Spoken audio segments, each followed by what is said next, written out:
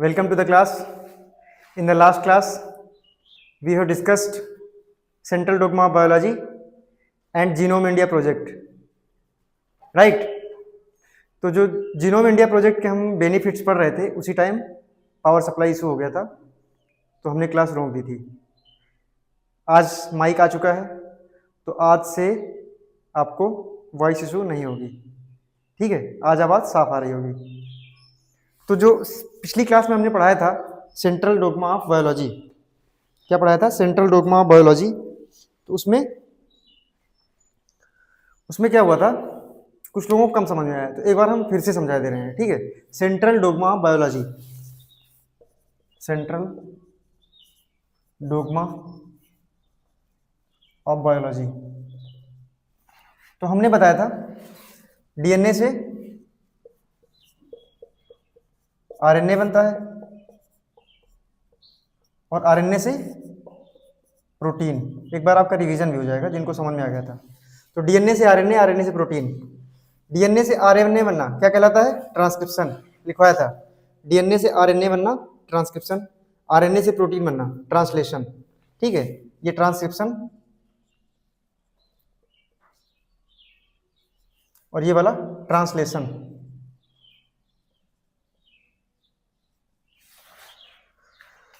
अब डीएनए क्या करता है? डीएनए पे बहुत सारा डेटा लिखा रहता है, डीएनए पे बहुत सारा डेटा लिखा रहता है और वो डेटा आरएनए के माध्यम से वो राइबोसोम को देता है। किसको? राइबोसोम को, प्रोटीन बनाने के लिए। डीएनए पे जो डेटा लिखा रहता है उसको वो आरएनए मतलब फोटोकॉपी है डीएनए की, मान लीजिए, अपनी फोटोकॉपी करा के किसको दे देता है? प्रोटीन को दे देता है, मतलब राइबोसोम को दे देता है, ताकि राइबोसोम प्रोटीन बना सके। ठीक है, जैसे मान लीजिए कोई कंपनी का सीईओ है, कार बनाने वाली कंपनी है, उसका सीईओ है, तो सीईओ के पास क्या रहता है?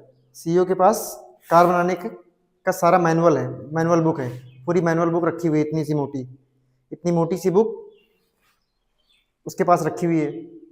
अब जो उसकी कंपनी का इंजीनियर है वो मान लीजिए इंजन बना रहा है, तो इंजन बनाने का जो डेटा है वो केवल उतना ही डेटा देगा, सीईओ केवल उतना ही डेटा देगा जितना इंजन बनाने के लिए जरूरी है उस इंजीनियर को।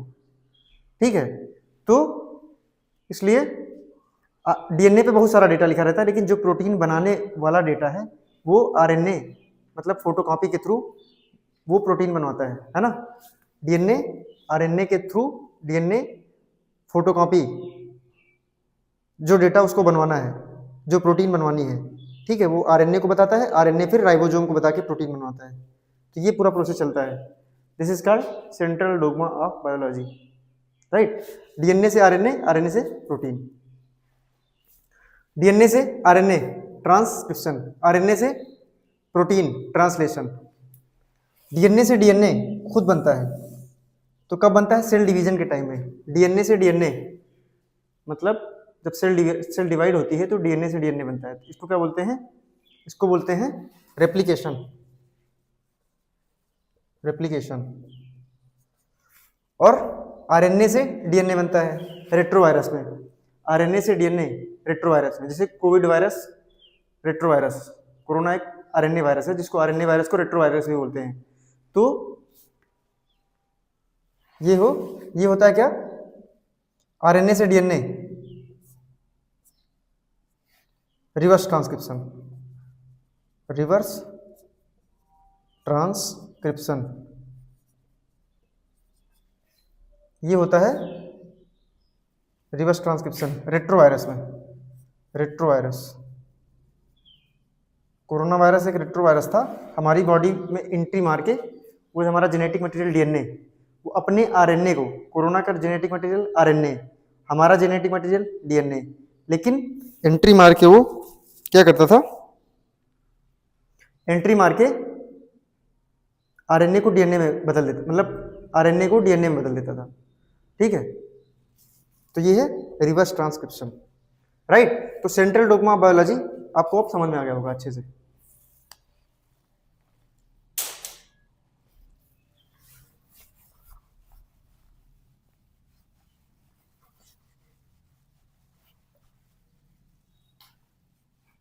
हम पढ़ रहे थे human genome project, HGP। HGP उसके हम बेनिफिट्स पढ़ रहे थे ना, क्या क्या बेनिफिट्स हैं ह्यूमन जीनोम प्रोजेक्ट के। तो हमने कई सारे बेनिफिट्स डिस्कस कर लिए थे। एंजेलिना जोली वाला एग्जांपल दिया था, रिस्क असेसमेंट वाला, याद है? तो वो सारे एग्जांपल हम दिए थे। तो आज हाँ, ये लास्ट में हम बता रहे थे कि माइग्रेशन का भी साइंटिफिक प्रूफ मिल जाता है, जो हम हिस्ट्री और एंथ्रोपोलॉजी में पढ़ते हैं। तो जो अलग अलग नस्ल के लोग हैं, जैसे काकेसाइड, मंगोलाइड, इनके सबके माइग्रेशन का भी पता चल जाता है। किससे? ह्यूमन जीनोम प्रोजेक्ट से। तो अगली लाइन लिखिए, वहीं के आगे जहां से कल लिखा था उसके आगे स्टार्ट करिए। Next line, comparative study of HGP data. Comparative study of HGP data of different human races revealed the scientific story of origin and migration of human races,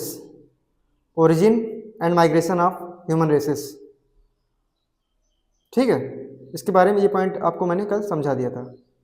तो जो HGP स्टडी किया गया था वो कितने लोगों पे स्टडी किया गया था? कितने लोगों की जीनोमिक डेटा लिया गया था? 10,000। कितने लोगों का?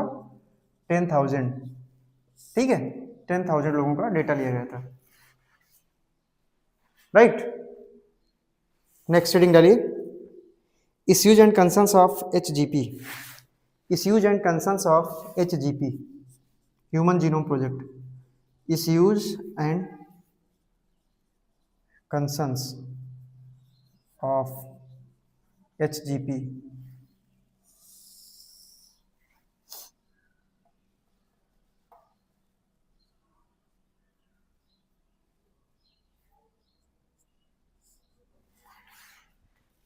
HGP के क्या क्या इश्यूज हो सकते हैं?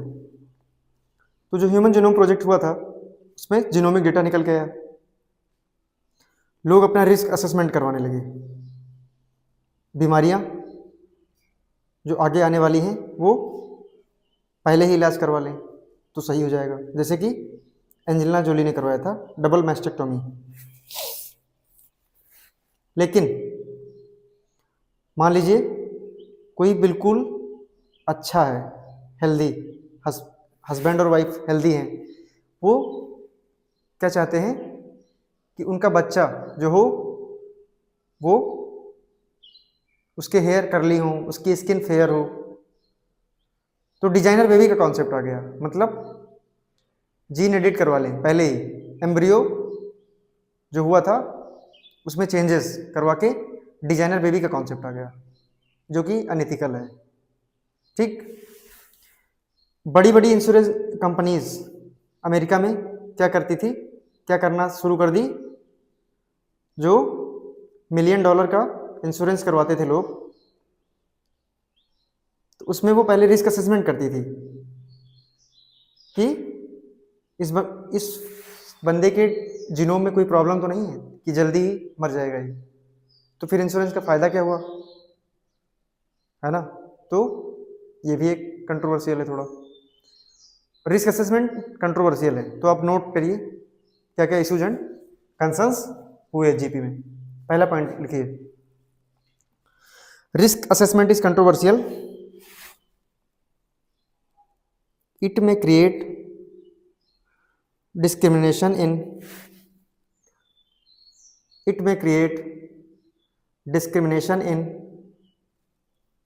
insurance specific services and in employment,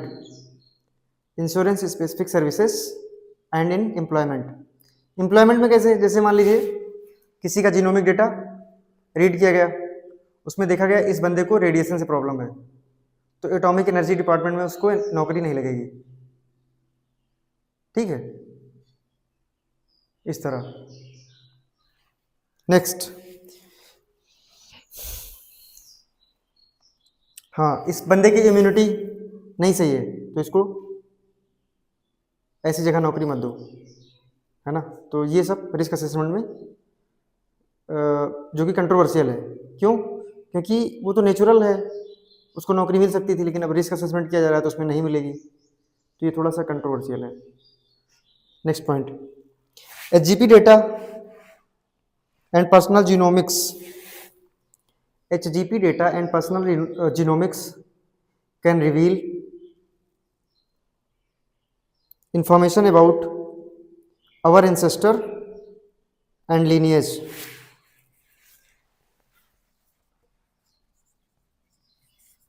Information about our ancestor and lineage. अब मान लीजिए मैं एक एडॉप्टेड चाइल्ड हूँ, ठीक है, तो ये बात किसको किसको पता है? मुझे पता है, मेरे मदर फादर को पता है, लेकिन जैसे जीनोमिक डेटा मेरा लिया जाएगा तो उससे ये पता चल जाएगा कि ये एडॉप्टेड चाइल्ड है, मतलब ये इनका बायोलॉजिकल चाइल्ड नहीं है। तो हमारी सोशल प्रेस्टीज का क्या होगा? ठीक है, यही पॉइंट है। It can breach privacy and dignity, it can breach privacy and dignity. जो हमारी प्राइवेसी और डिग्निटी, सोशल प्रेस्टीज, ये सब कम पड़ जाएगा, राइट। नेक्स्ट पॉइंट है अनड्यू स्ट्रेस या साइकोलॉजिकल स्ट्रेस हो जाएगा। कैसे? देखिए, इट में also reveal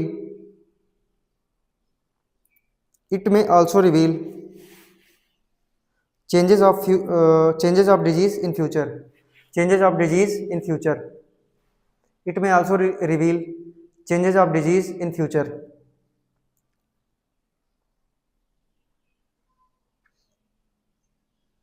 Which can cause stress and psychological impact.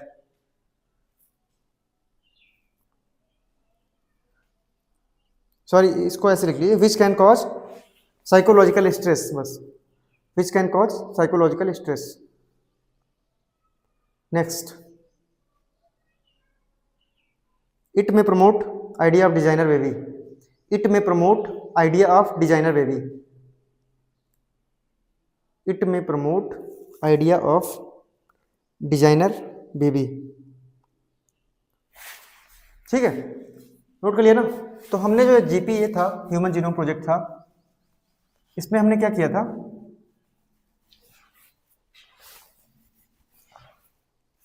HGP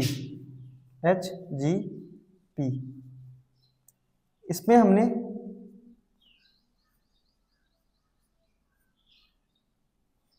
DNA मतलब जेनेटिक डेटा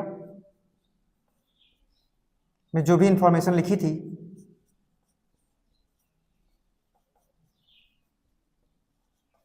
ठीक है, इसमें हमने जेनेटिक डेटा जो था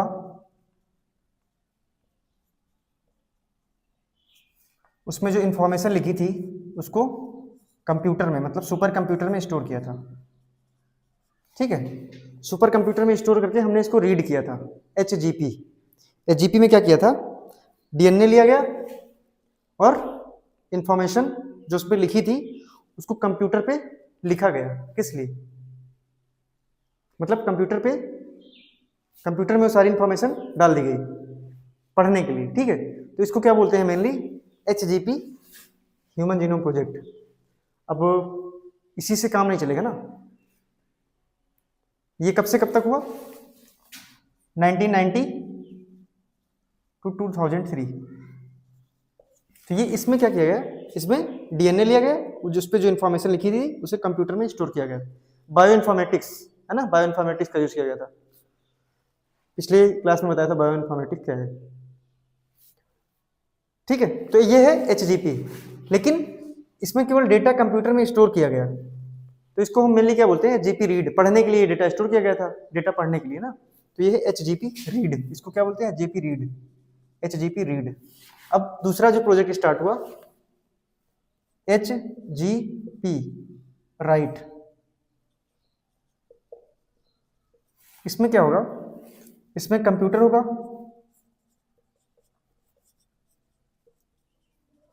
कंप्यूटर में इंफॉर्मेशन स्टोर की जाएगी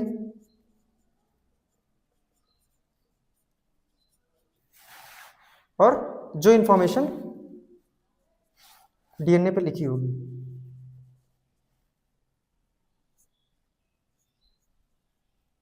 मतलब कंप्यूटर में जो इंफॉर्मेशन लिखी है उससे एक आर्टिफिशियल डीएनए बनाया जाएगा लेबोरेटरी पर्पस के लिए। ठीक है, कंप्यूटर में जो भी इंफॉर्मेशन लिखी है उससे एक आर्टिफिशियल डीएनए, मतलब इंफॉर्मेशन लिख लिख के क्या बनाया जाएगा, डीएनए बनाया जाएगा, artificial DNA for lab experiment. Scientist उसकी स्टडी करेंगे।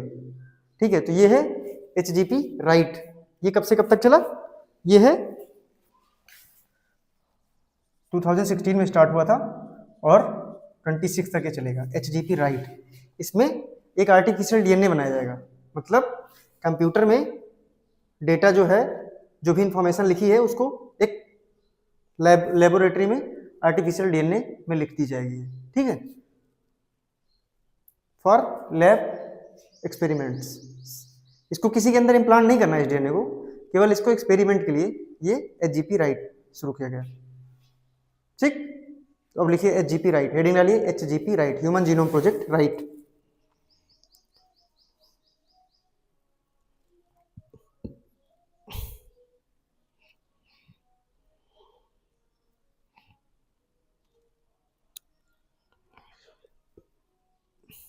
GP right 2016 to 2026.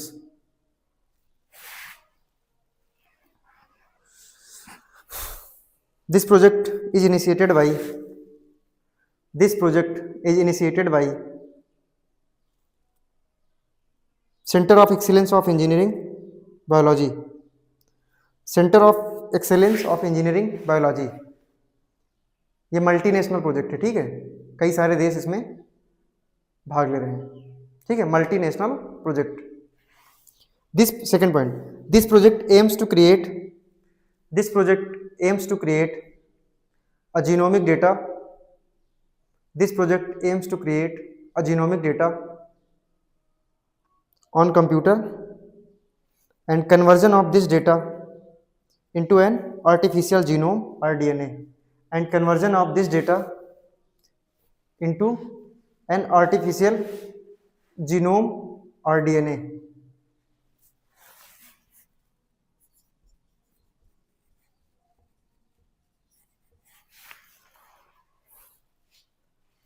Right data on computer, उसके बाद में फिर convert this data into DNA in for laboratory uses, right, for laboratory uses. Next, this artificial genome of human this artificial genome of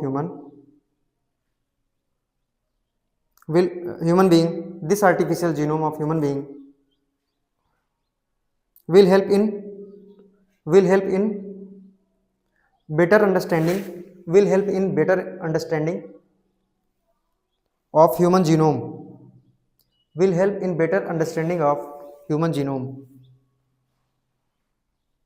genetics and many disease, and its treatment.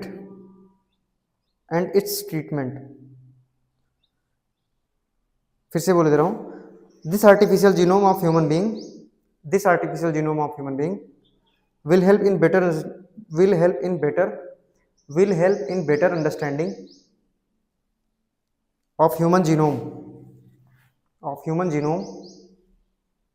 genetics and many disease and its treatment. It will also promote research.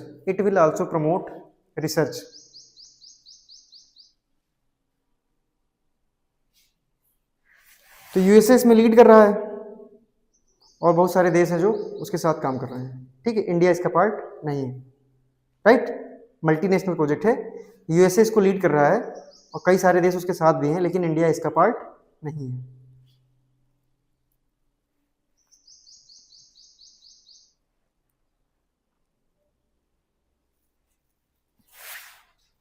ठीक है, तो HGP read, HGP right दोनों हो गए ना।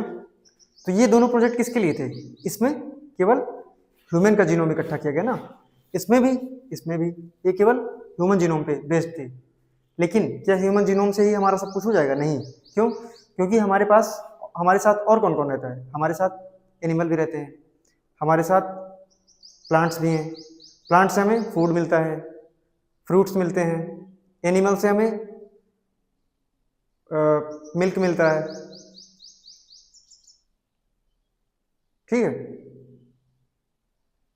तो ये animal और प्लांट्स हमारे लिए रिसोर्सेज हैं, राइट। जब एनिमल और प्लांट हमारे लिए रिसोर्सेज हैं तो इनके जीनोम का भी स्टडी हमें करना पड़ेगा, क्योंकि बहुत सारी फायदे होते हैं, दवाइयाँ भी मिलती हैं, मांस भी कहाँ से मिलता है, खाने वाला मांस, ठीक है। बहुत सारे मांसाहारी लोग हैं जो मांस खाते हैं, वो भी जानवर से मिलता है, मिल्क जानवर से, एग जानवर से, ठीक है। तो हमें इनका भी जीनोम स्टडी करने की जरूरत पड़ेगी, क्यों? फॉर बेटर साइंटिफिक डिस्कवरीज, दवाइयाँ बनती हैं, ठीक है, ये हमारे लिए रिसोर्सेज हैं। तो इनका भी, इसके लिए क्या किया गया, इसके लिए अर्थ बायोजीनोम प्रोजेक्ट की शुरुआत की गई, earth biogenome project.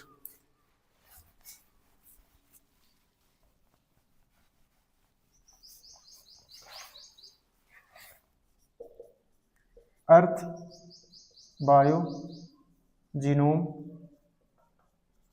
Project 2018 to 2028। इसमें क्या किया जाएगा, इसमें 15 लाख से ज़्यादा ऑर्गेनिज्म की जीनोम सीक्वेंसिंग की जाएगी। किस लिए की जाएगी? प्लांट्स उसमें भी इंक्लूड होंगे, उसमें एनिमल भी इंक्लूड होंगे। किस लिए की जाएगी?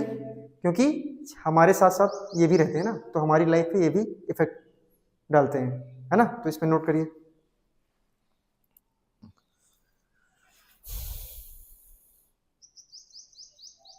under this mega project 15 lakh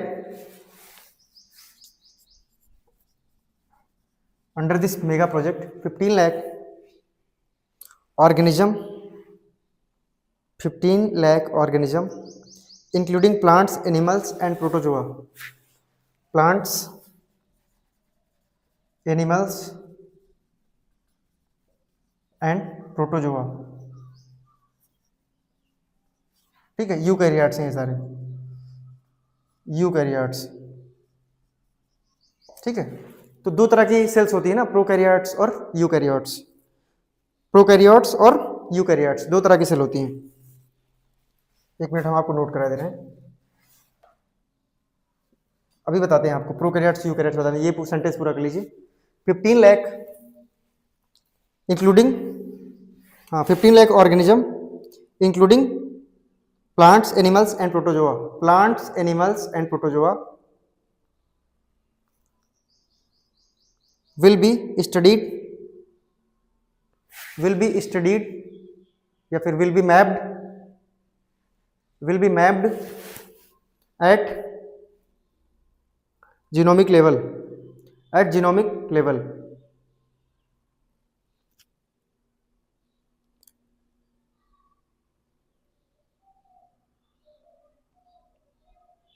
their gene sequencing will be done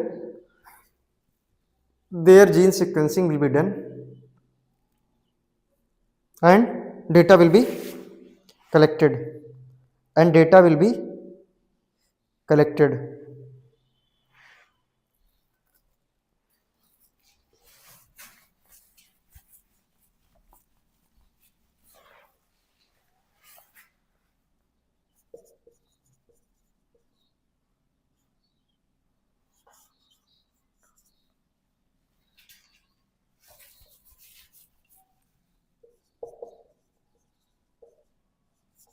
eukaryote और प्रोकैरियोट,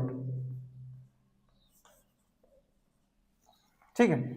तो यूकैरियोट और प्रोकैरियोट क्या है? टाइप्स ऑफ सेल्स, दो तरह की सेल्स होती हैं, जिनमें न्यूक्लियस होता है वो विद न्यूक्लियस, और ये प्रोकैरियोट्स विदाउट न्यूक्लियस होती हैं।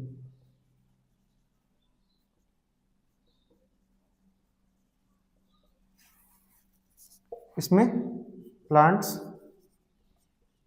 एनिमल्स एंड प्रोटोजोआ, इसमें bacteria, blue green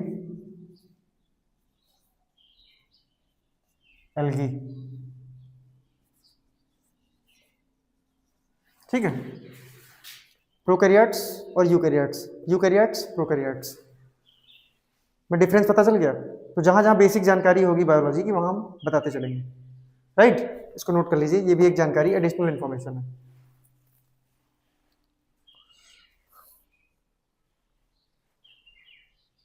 next point लिखिए उसी में, अर्थ बायोजीनोम प्रोजेक्ट में। नेक्स्ट पॉइंट लिखिए,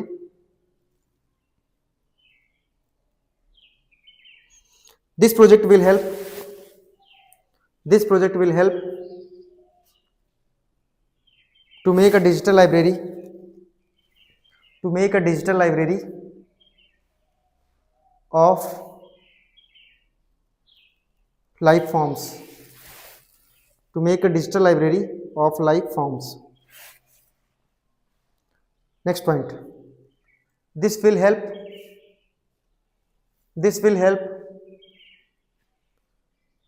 in better understanding of biodiversity, in better understanding of biodiversity, animal and plant biology, animal and plant biology. Next point, it will also help in development of, it will also help in development of new GM crop, new GM crop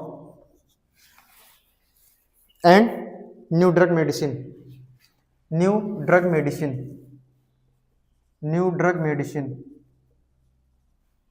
ठीक है, तो बहुत सारी दवाइयां हैं जो plant से बनाई जाती हैं। ठीक है, आयुर्वेद में बहुत सारी दवाइयां हैं, जड़ी बूटियां जो प्लांट की जड़ों से, पत्तियों से निकालते हैं। तो उनमें ये सारा इस अर्थ बायोजीनोम प्रोजेक्ट के जो फाइंडिंग्स होंगे वो उनमें हेल्प करेंगे। जीएम क्रॉप एक नया वर्ड है आपके लिए। जीएम क्रॉप क्या है? तो जीएम क्रॉप अभी आगे हम पढ़ेंगे, genetically modified crop. Genetically modified crop मतलब ऐसी क्रॉप जिनमें या तो न्यूट्रिशन बढ़ाने के लिए या फिर पैदावार बढ़ाने के लिए उनके जीन में चेंजेस कर दिए गए, मॉडिफाई कर दिया गया उनके जीन्स को। तो that is called genetically modified crop, right. ठीक है, तो अभी हमने क्या क्या पढ़ा? हमने 3 चीजें पढ़ी है mainly. HGP human genome project read पहला पढ़ा था, है ना। दूसरा HGP राइट, ठीक है। अगला पढ़ा था अर्थ बायोजीनोम प्रोजेक्ट, अर्थ बायोजीनोम प्रोजेक्ट, अर्थ बायोजीनोम प्रोजेक्ट। तो ये तीनों मल्टीनेशनल हैं ना। HGP रीड अमेरिका ने स्टार्ट किया था, बाद में और सारे कंट्रीज शामिल हो गए थे। HGP राइट मल्टीनेशनल स्टार्टिंग से ही था, और अर्थ बायोजीनोम प्रोजेक्ट ये भी मल्टीनेशनल है ना। लेकिन इंडिया इसमें से किसी का पार्ट नहीं है। India is not part of anyone, India इसमें से किसी का भी पार्ट नहीं है। और ये जो है 1990, 2003, 2016 to 2026, ये वाला 2018 to 28, राइट। ये नोट कर लीजिए आप। इंडिया इसमें से किसी का भी पार्ट नहीं है। India is not part of any of them.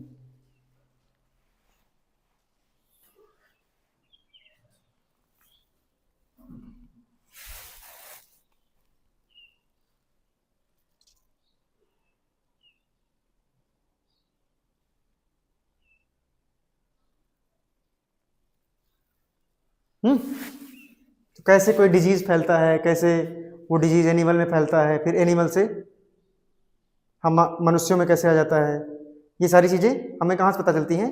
Genomic से पता चलती है। इन सबके जीनोमिक स्टडी से, सबकी जीनोमिक स्टडी से पता चलती है। ठीक है, कैसे डिजीज फैला, कैसे वो एनिमल में पहुंचा, प्लांट में कैसे पहुंचा, फिर एनिमल से मनुष्यों में कैसे आया, ये सारा जीनोमिक स्टडी से पता चलता है, राइट। तो अगला हम पढ़ेंगे जीनोमिक्स। क्या पढ़ेंगे? Genomics in India, genomics in India, genomics in India.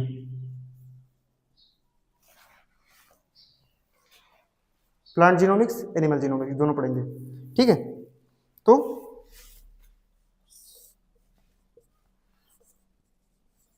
Agriculture और health, genomics in agriculture, genomics in health. इसमें एग्रीकल्चर वाले में हम पढ़ेंगे प्लांट जीनोमिक्स, प्लांट जीनोमिक्स, और हेल्थ वाले में हम पढ़ेंगे ह्यूमन जीनोमिक्स, ह्यूमन जीनोमिक्स। तो पहले पढ़ेंगे genomics in India in agriculture, ठीक है, genomics in India in agriculture. तो लिखिए जीनोमिक्स इन एग्रीकल्चर, हेडिंग डालिए जीनोमिक्स इन एग्रीकल्चर। तो इन 2002 जीनोमिक्स इन एग्रीकल्चर स्टार्ट हुआ, ठीक है, इंडिया में। तो इंडिया में अगर आप लोग दिल्ली में रहते हैं तो दिल्ली में Indira Gandhi institute of genomics, Indira Gandhi institute of genomics है ना। तो वहीं से 2002 में इसकी शुरुआत हुई थी। इन 2002 it was started in Indira Gandhi institute of genomics in new Delhi, right. तो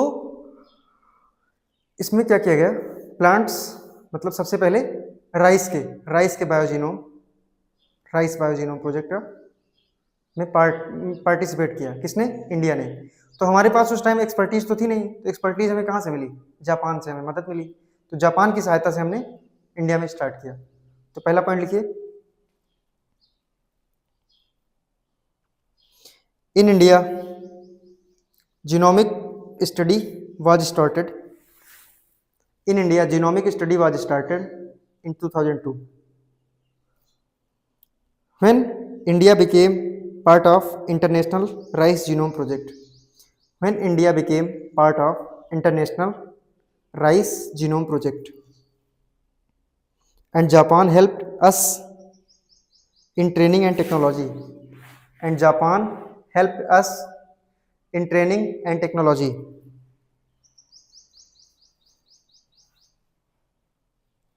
ठीक है, तो जो हमने 2002 में किया था उसकी report international rice research institute को दे दिया हमने, है ना, जापान की सहायता से जो भी किया था, राइट। जापान ने हमें टेक्नोलॉजी दी और ट्रेनिंग दी। तो हम लोग भले ही पीछे रह जाते हैं, बहुत सारी चीज़ों में पीछे रह जाते हैं ना, इंडिया बहुत सारी चीज़ों में, कई टेक्नोलॉजिकल एडवांस में अभी भी हम पीछे हैं, लेकिन जो हमारे यहाँ लर्निंग एप्टीट्यूड है वो काफ़ी ज़्यादा है, हमारे यूथ में लर्निंग पोटेंशियल बहुत ज़्यादा है। तो भले ही हम पीछे थे उस टाइम, लेकिन आज हमने बहुत चीज़ें कर ली हैं, है ना, इन टर्म्स ऑफ जीनोमिक्स। तो नेक्स्ट पॉइंट लिखिए, after this project India started, after this project India studied genome of many crops, India studied genome of many crops such as wheat, maize, gram, haldi, tulsi, sugarcane, wheat, maize, gram, haldi, tulsi, sugarcane, mustard, etc. Next point, the aim of this project, the aim of this study is to improve, the aim of this study is to improve the quality of crops, the quality of crops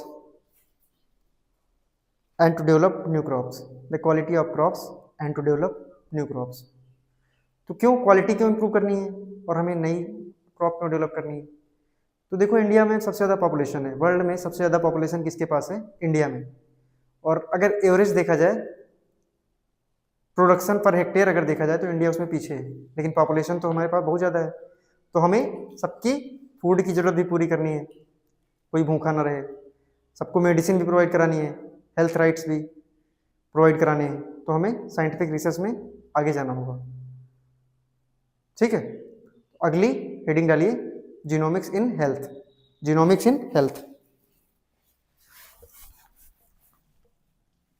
genomics in agriculture हो चुका था, अब है genomics in health.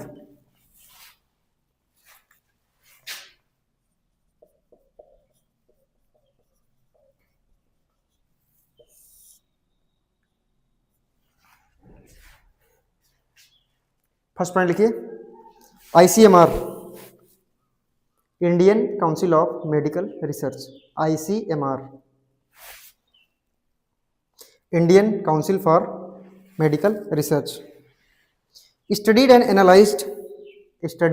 analyzed HGP data, HGP data, HGP data to understand the genetic basis of disease, to understand the genetic basis of disease.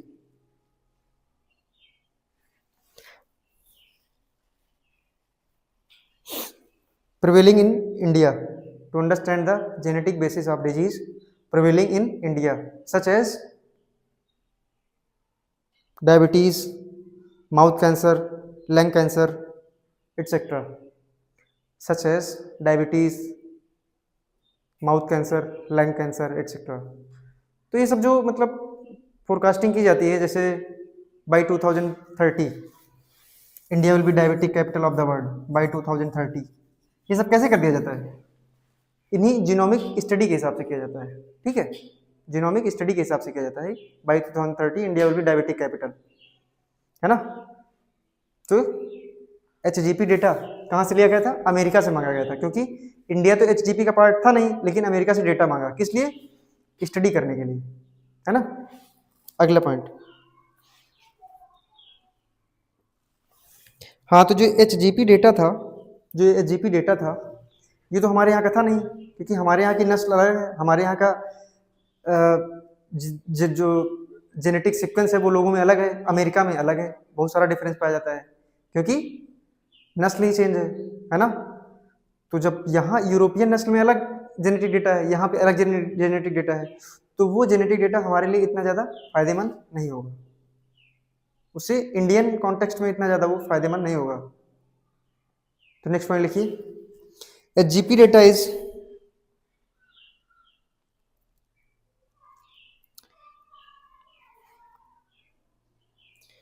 HGP data is Western population centric, and it was limited, and it was of limited use. It was of limited use in understanding genetics of Indian population. In understanding genetics of Indian population. ठीक है, तो वो हमारे इतने ज़्यादा use का नहीं था, क्योंकि हमारे यहाँ की जेनेटिक्स और वहाँ की जेनेटिक्स में थोड़ा बहुत अंतर है, राइट। तो इसके लिए क्या किया गया? इसके लिए एक नया प्रोजेक्ट स्टार्ट किया गया इन 2020, genome India project, genome India project in 2020, genome India project 2020। ठीक है, तो इसमें जो डेटा, जिस डेटा मतलब जो भी डेटा एनालाइज किया जाएगा वो इंडियन का होगा, इंडियंस का होगा।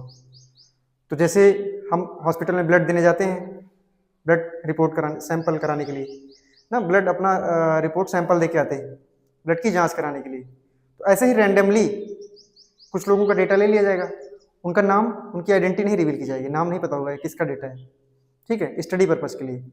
तो उसमें जो स्टडी करके निकल के आएगा वो इंडियन कॉन्टेक्स्ट में बिल्कुल सही होगा, क्योंकि वो इंडियंस का data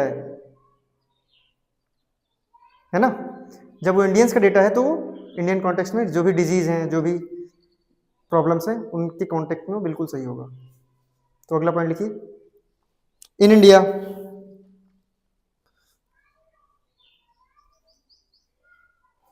in 2020 India started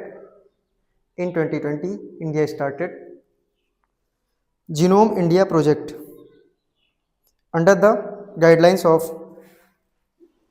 Department of Biotechnology, under the guidelines of Department of Biotechnology and IISc Bangalore, Indian Institute of Science Bangalore, right. तो ये वाला किया गया।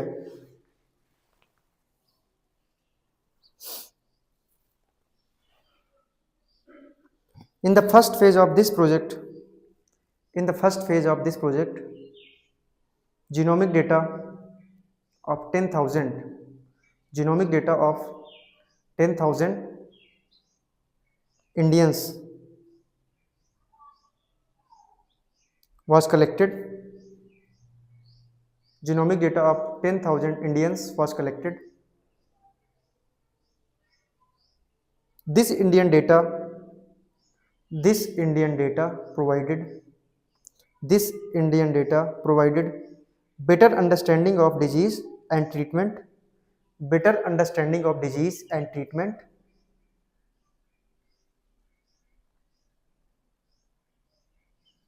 which affect Indian population, ठीक है। तो जीनोम इंडिया का फर्स्ट फेज अभी पूरा हो चुका है। इसमें जो डेटा मतलब निकला है उसमें हमारी जो इंडियन कॉन्टेक्स्ट में अंडरस्टैंडिंग है जेनेटिक्स की वो बिल्कुल सही है होगी, राइट।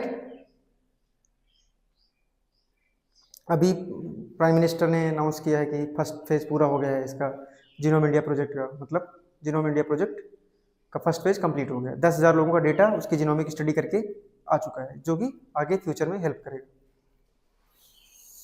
नेक्स्ट है, अभी कोविड-19 जब आया था, कोविड-19 आया था, हम पढ़ रहे हैं जीनोमिक्स इन हेल्थ, मतलब हेल्थ में जीनोमिक्स, हेल्थ के सेक्टर में, राइट। तो जो कोविड-19 आया था उसमें बहुत ज्यादा लोग मर गए, पूरी दुनिया में वो ग्लोबल पैंडेमिक था, ठीक है। तो उसमें क्या था, उसमें कई वेरिएंट्स आए, ओमिक्रॉन वेरिएंट, डेल्टा वेरिएंट। तो सबसे खतरनाक जो था वो डेल्टा वेरिएंट था, ठीक है। तो ये वेरिएंट क्या होता है, वेरिएंट क्या होता है? तो जो वायरस होता है, मान लीजिए ये है कोरोना वायरस, कोरोना वायरस का जेनेटिक मटेरियल ये रहा, ये इसका आरएनए है, आरएनए मतलब जेनेटिक मटेरियल है इसका, ठीक है। ये है Covid, corona, normal corona virus जो था, ये वाला है, इसमें जो जेनेटिक मटेरियल है ये इसका आरएनए हो गया। डेल्टा वेरिएंट वाला कोरोना वायरस,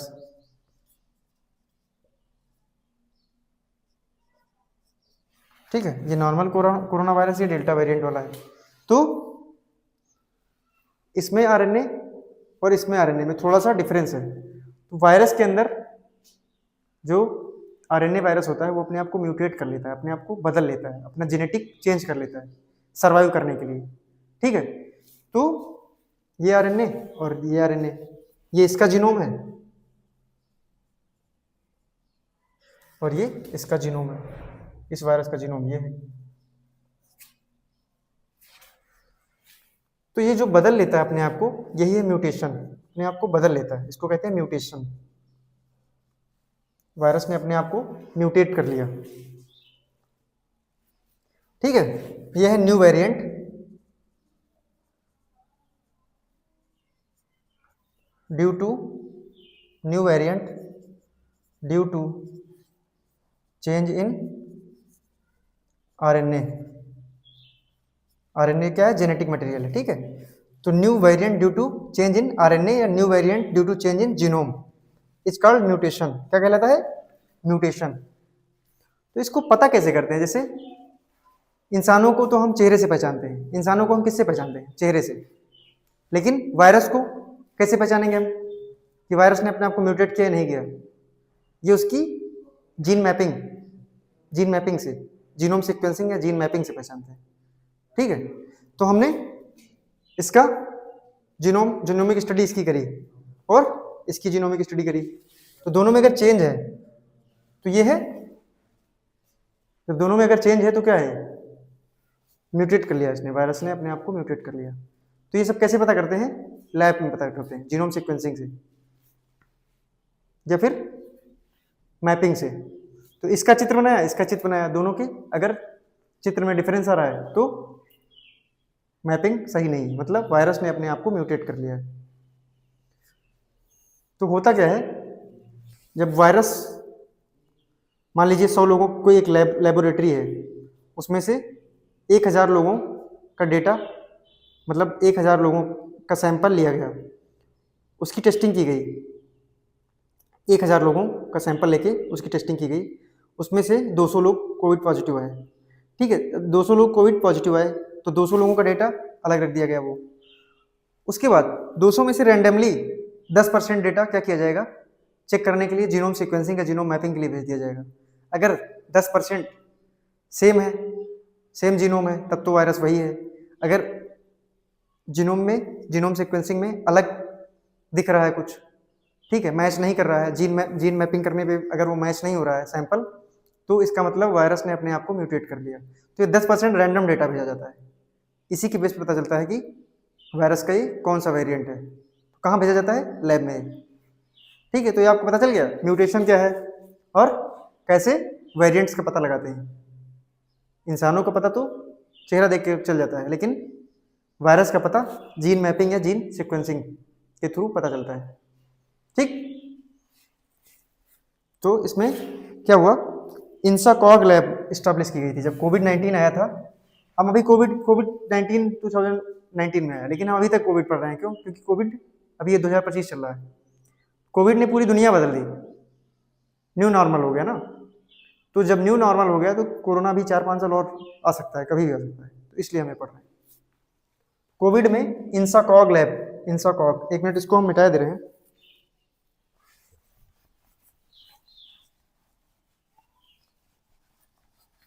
इंसाकॉग, इंसाकॉग,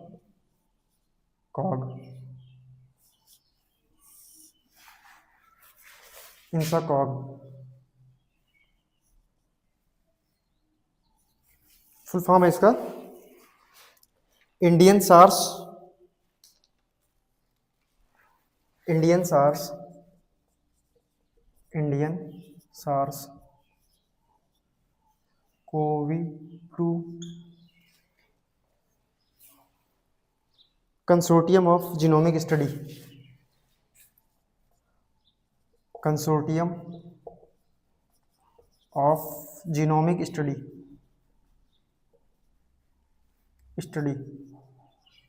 ठीक है, ये इंसाकॉग है। सार्स है, सार्स है severe respiratory syndrome, severe respiratory syndrome. Indian SARS कोवी-2 कंसोर्टियम ऑफ जीनोमिक स्टडी, ये इंसाकॉग लैब स्टैब्लिश की गई थी। कब? कोविड-19 के टाइम में। किस लिए? म्यूटेशन का पता लगाने के लिए कि वायरस ने अपने आप को म्यूटेट किया है या नहीं किया है। तो इसमें लिखिए थोड़ा सा,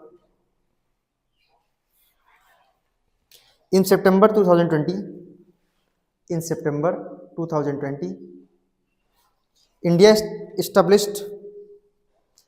established a network of laboratories, India established a network of laboratories for genome sequencing of coronavirus, for genome sequencing of coronavirus,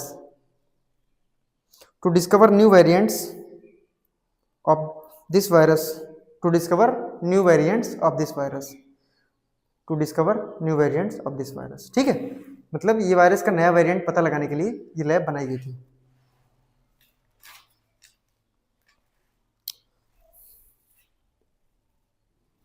right, यहां तक समझ में आ गया ना?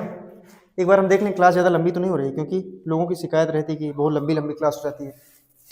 टाइमिंग जरा देख लें, फिर आगे हम स्टार्ट करते हैं।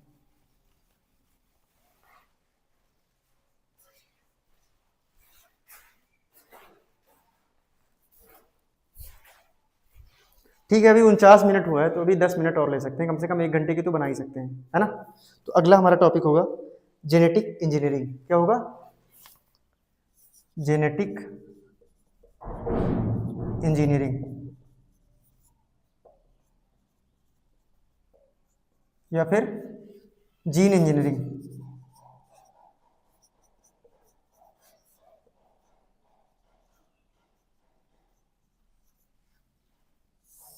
ठीक है, जेनेटिक इंजीनियरिंग या जीन इंजीनियरिंग, ये है बायोटेक्नोलॉजी। तो हम इसमें क्या करेंगे, इसमें हम जीन में कुछ एडिट करेंगे, कई बार नया जीन जोड़ना पड़ेगा, कई बार जीन को हटाना भी पड़ेगा। ठीक है, ये सब क्यों करेंगे? अगर इन प्लांट्स है तो उसकी पैदावार बढ़ाने के लिए करेंगे ये सारी चीज़ें, उसमें न्यूट्रिशन वैल्यू ऐड करने के लिए करेंगे, है ना। और अगर इन केस ऑफ एनिमल है तो मतलब अगर ह्यूमन है तो उसमें डिजीज को ठीक करने के लिए करेंगे, राइट। अगर एनिमल में काऊ वगैरह है तो उसकी दूध की पैदावार बढ़ाने के लिए कुछ करेंगे उसमें, है ना। ये सारी चीज़ें करेंगे। तो ये है जेनेटिक इंजीनियरिंग या जीन इंजीनियरिंग। इसमें लिखिए genetic engineering is a process, genetic engineering is a process by which genetic engineering is a process by which genome of an organism is edited, by which genome of an organism is edited by removing or inserting a new gene, by removing और inserting a new gene. मतलब या तो उसके जो gene है उसका, उसमें या तो कोई नया जीन ऐड किया जाएगा या तो उसका कुछ रिमूव कर दिया जाएगा। मतलब जीनोम में उसके एडिटिंग कर दी जाएगी, जीनोम एडिटिंग, है ना, genome editing, either bye inserting a new gene और रिमूविंग इट्स जीन। ठीक। In this process, next point, in this process, a foreign gene from other organism can be inserted. In this process, a foreign gene from other organism is inserted, मतलब can be inserted from other organism can be inserted into a target genome, and this will change the genetics,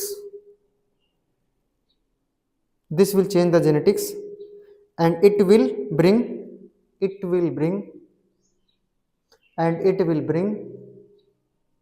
new effect,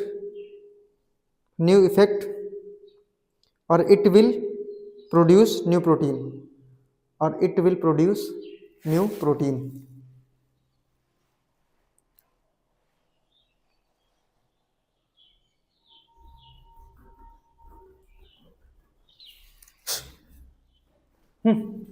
एक चिड़िया आ गई है पढ़ाई करने के लिए studio में।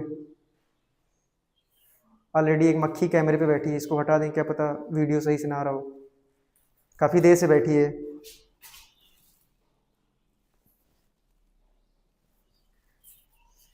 तो अब मार्कर था, वो डरना नहीं आप लोग, ठीक है, वो मक्खी थी बैठी, उसको हटाया है।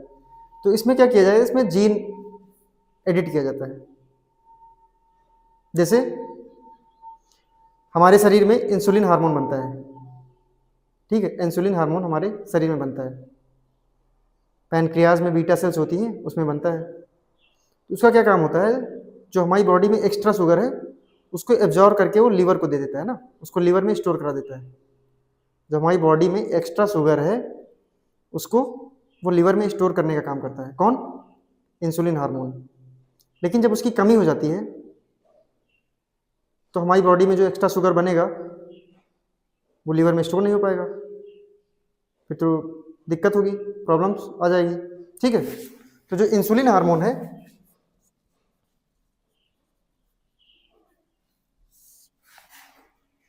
इंसुलिन हार्मोन, इसकी कमी हो जाती है, ये बॉडी के लिए ज़रूरी है हमारी। कल हम अच्छे से पढ़ेंगे इंसुलिन कैसे बनता है, कैसे बनाया जाता है, क्या क्या जेनेटिक उसमें जेनेटिक चेंज करनी होती है, ठीक है, कौन सा जीन एडिट करके जो बाहर से इंसुलिन लेते हैं हम, वो सब क्या है, वो कल अच्छे से जाने। आज थोड़ा बेसिक बता रहे हैं क्योंकि आज लगभग हमारी क्लास ख़त्म होने वाली है, 5 मिनट और बचे हैं, तो ये 15-20 मिनट लगेगा समझाने में। इंसुलिन, तो इंसुलिन की जब कमी हो जाती है तो एक्स्ट्रा शुगर लीवर में स्टोर नहीं हो पाता, वो पड़ा रहता है ब्लड में, तो हमारी बॉडी के लिए वो बहुत ज़्यादा नुकसानदायक है। कई बार टिश्यू भी डैमेज हो सकता है ना, उससे टिश्यू डैमेज हो सकता है, आदमी मर भी जाता है, कई बार ऑर्गन फेलियर हो जाता है, टिश्यू डैमेज हो जाता है, कुछ भी हो सकता है।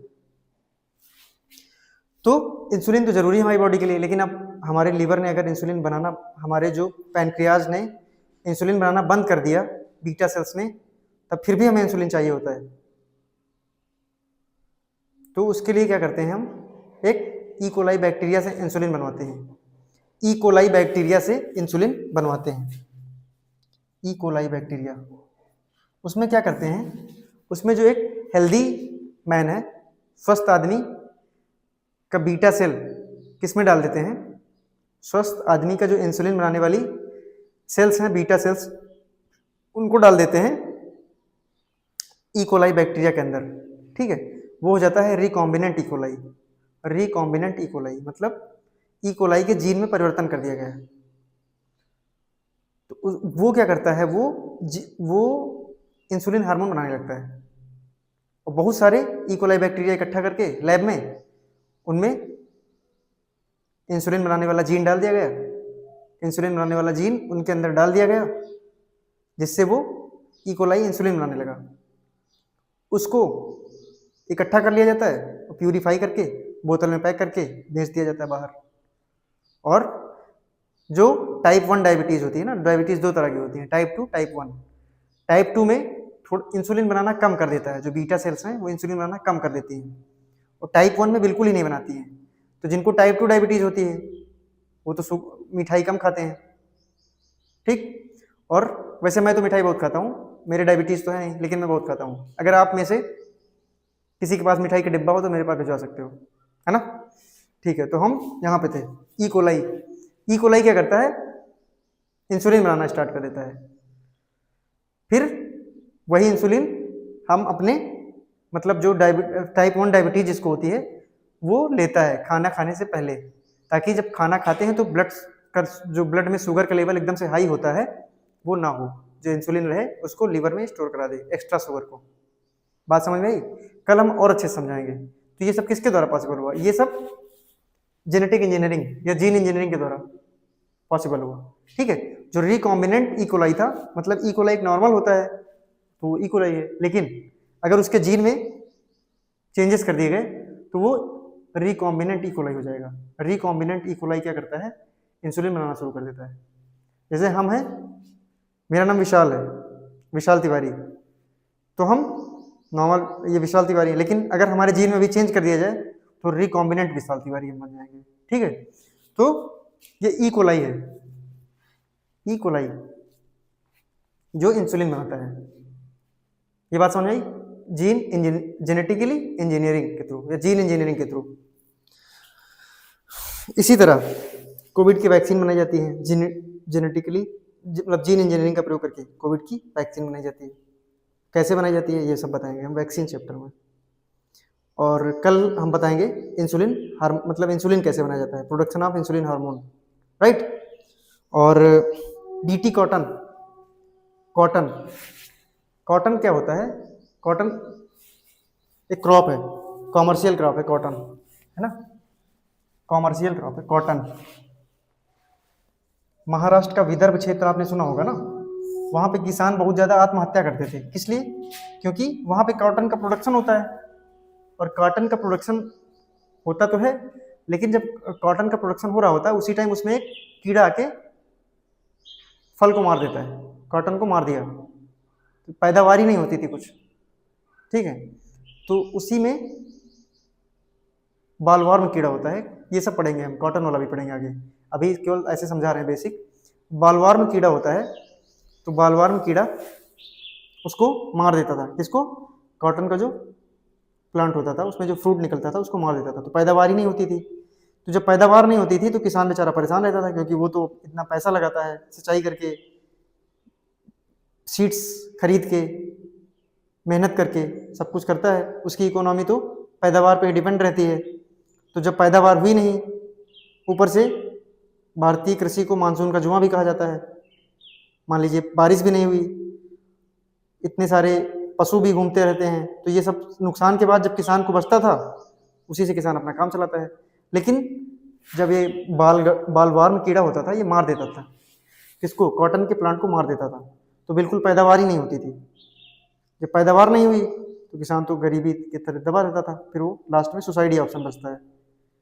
इकोनॉमिक रीजन भी सुसाइड का बहुत बड़ा ऑप्शन होता है। तो आप लोग पढ़ते रहिए और खूब पैसे कमाइए, ठीक है। पढ़ाई करने से आप अमीर बन जाएंगे, मतलब अमीर क्या, पैसों की बेसिक नीड तो पूरी होनी चाहिए। सब कुछ पैसा ही नहीं है, लेकिन पैसा बहुत कुछ है। तो किसान क्या करते थे, सुसाइड कर लेते थे, सुसाइड कर लेते थे और पैदावार नहीं होती थी। लेकिन जब कॉटन के जीन में चेंज किया गया, बीटी कॉटन आया, पहले कॉटन होता था फिर बीटी कॉटन।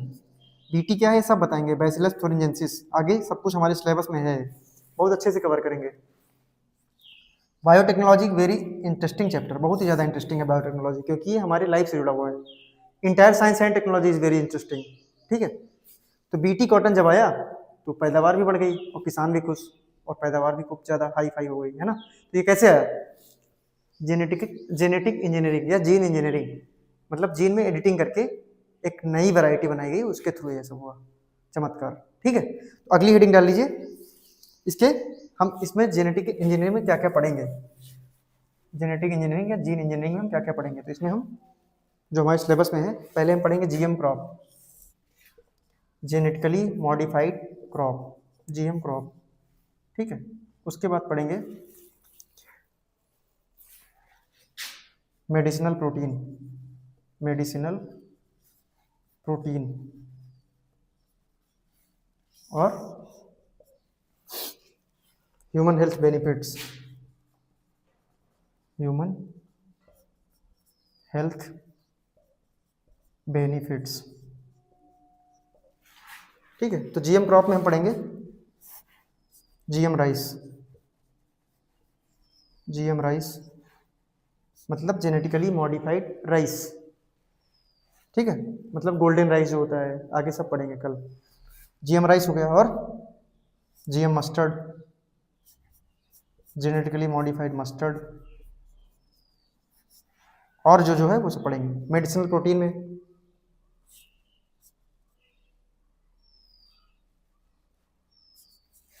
मेडिसिनल प्रोटीन में इंसुलिन पढ़ेंगे हम, और growth hormone, insulin, insulin growth hormone by bacteria, insulin production by bacteria, bacteria insulin को प्रोड्यूस कर रहा है, growth hormone production by bacteria, है ना। ह्यूमन हेल्थ बेनिफिट्स में हम पढ़ेंगे वैक्सीन्स और जीन थेरेपी, ये जीन थेरेपी भी पढ़ेंगे, ठीक है, जीन थेरेपी। ये सारी चीज़ें आगे हमारे सिलेबस में है, इसलिए इसमें बीटी कॉटन भी हम पढ़ेंगे, बीटी कॉटन, बीटी कॉटन, ये सारी चीज़ें हमारे सिलेबस में हैं, ये सब हम अच्छे से कवर करेंगे, एक एक टॉपिक बिल्कुल डिटेल्ड वे में, और बहुत ही इंटरेस्टिंग है इंटायर बायोटेक्नोलॉजी। तो आपको अब आगे बहुत अच्छा लगेगा। आप जो भी पिछली क्लासेस हैं उनको रिवाइज करके ही अगली क्लास में आइए, और सेम टाइम आप उसको याद भी करते रहिए और नोट्स बनाते रहिए, क्योंकि हम 2 घंटे पढ़ाएंगे, 1 घंटे पढ़ाएंगे, जो भी पढ़ाएंगे पढ़ा के हम चले जाएंगे, आप अपने रास्ते चले जाएंगे, लेकिन जो लास्ट में बचेगा वो नोट्स ही है, जो हमारा आपका बीच का कनेक्शन है वो नोट्स ही है, जो आउटपुट है वो नोट्स है। आप सब कुछ भूल जाएंगे, जो बातें हो रही हैं आप 70-80% भूल जाएंगे, लेकिन जो नोट्स है वो आपके पास रहेगा, वो आपको रिवाइज कराएगा। पढ़ने का तभी फायदा जब आप अच्छे से नोट्स बना रहे हैं और उनको रिवाइज कर रहे हैं, और जितना डेली का डेली होता जा रहा है उतना आप पढ़ते रहिए। जैसे रोबोटिक्स खत्म हो गया, अब रोबोटिक्स आप खत्म कर दीजिए, इसी तरह बायोटेक्नोलॉजी और चौथी क्लास है, तो धीरे धीरे बायोटेक्नोलॉजी भी खत्म हो रही है, आप ये भी पढ़ते रहिए, साथ साथ अच्छे से पढ़ाई करते रहिए, राइट। तो टेंशन लेने की कोई ज़रूरत नहीं है, बस आप अपना काम ईमानदारी से करते रहिए, अपने साथ ईमानदार रहिए, बी ऑनेस्ट टू योरसेल्फ, ठीक है। अब ज़्यादा आज ज्ञान की बातें नहीं करेंगे, इसी के साथ हम अपनी क्लास ख़त्म करते हैं, क्योंकि टाइम लगभग 1 घंटा हो गया है या होने वाला है। चलो, थैंक यू।